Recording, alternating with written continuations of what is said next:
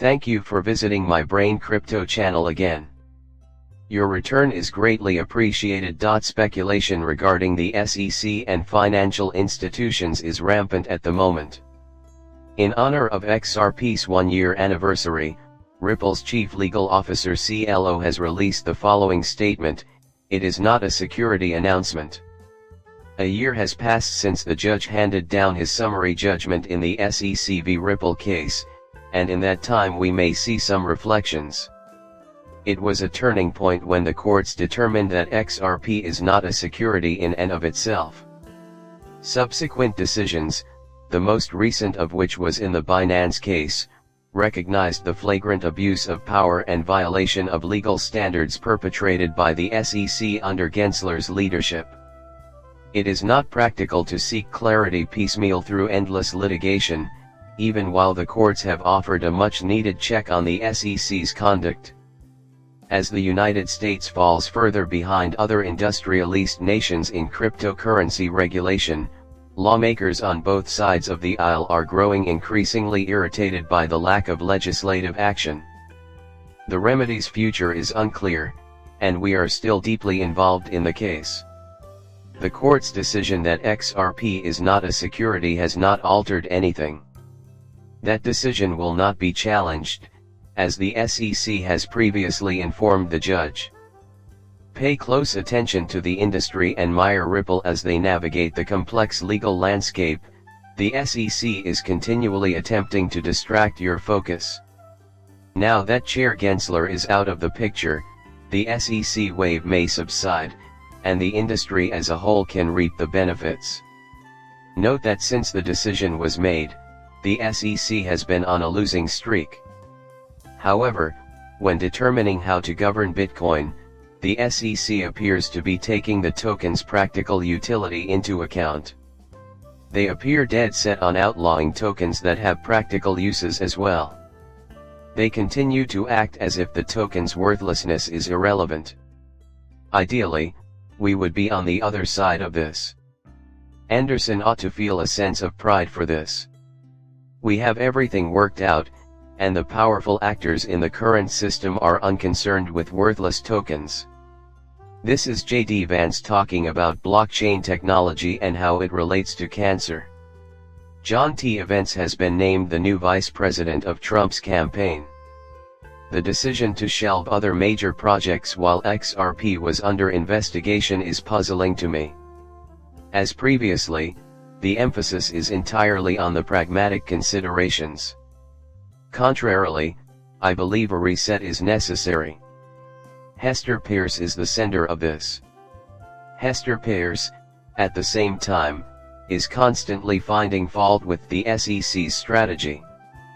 The industry has not seen any improvements as a result of the SEC's enforcement-based strategy. However, as a tiny regulator with limited funds, that also doesn't help us. More investigation reveals that the SEC is flawed in several ways. In March of 2023, when whispers of Operation Choke first started circulating, we were particularly concerned about debanking. Alright. What the hey, Nick might be on your mind? We have just granted Hester Peirce's wish for a fresh start, and here we are. Did we really just criticize the SEC for their incompetence and now we're going to bring up debanking? Yes. Reason being, this is where the SECs are concentrating their initiatives. Keep this matter on the agenda for your meeting with J.D. Vance. Who will be the main targets? The current officials for the current power brokers. A token that serves no purpose is meaningless. The SEC and other important government agencies were actively investigating the cryptocurrency business after the exposure of debanking to safeguard the interests of big banks. This included the Federal Reserve, the FDIC, and the OCC. The major financial institutions are quite concerned about Ripple and XRP. Not long ago, as well as from Eleanor Surratt. We were informed of this by the former Obama Solicitor General. The Bitcoin Corporation is being debanked by government officials, despite the fact that the digital assets sector is in critical need of banking services. This proves that it was published on July 4. Rule 121 was subsequently put into effect. Taking the other approach. What about you? Have you heard? After President Biden's dramatic letter threatening to override his veto, the House vote to overturn SEC anti-crypto Rule 121 was postponed. It is wrong to do business in this way. With that out of the way, I couldn't agree with Patrick McHenry more. Many of these legislators, unfortunately, do little more than talk the talk. Because of SAD 121, this becomes a problem.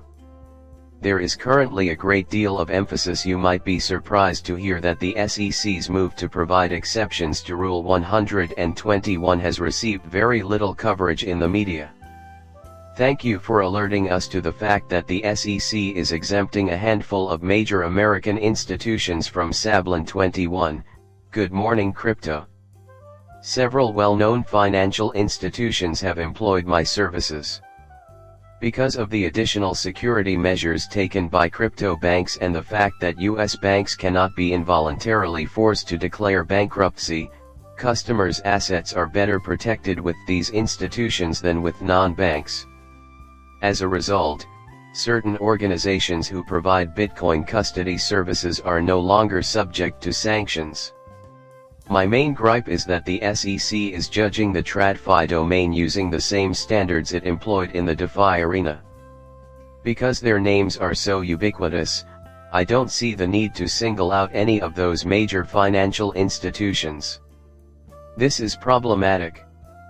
For this reason, the SEC has granted banks special permission to avoid complying with SAP 121 in order to safeguard customer funds in the event of a bank failure. The fact that it satisfies SEC requirements and takes advantage of banks' structural advantage makes it sound like great news for Bitcoin markets. Alright, let's be straight front. Whoever wins will be decided by them. I zero down on the SEC's clandestine activities because of this, such shielding the wealthy bankers from accountability. Since the economic downturn of 2008, these megacorporations have grown substantially in size and income. Therefore, I narrow my focus to Citi, JP Morgan Chase, and Bank of America. Who benefited most from the banking sector's merger may surprise you. Large financial institutions and banks.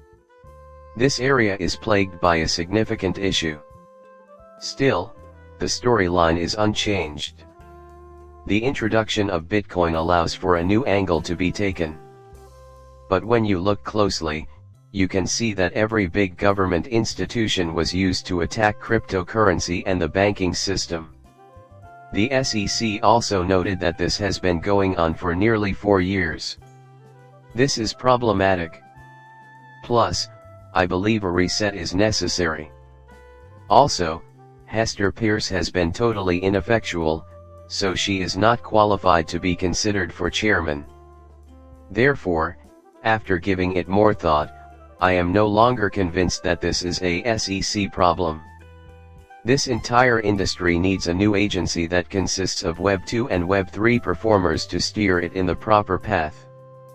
Trusting these old-school crypto nabobs who act like they know everything is getting old fast. I end up laughing because of it. Thank you for subscribing if you're new here on my channel. Stay safe until then.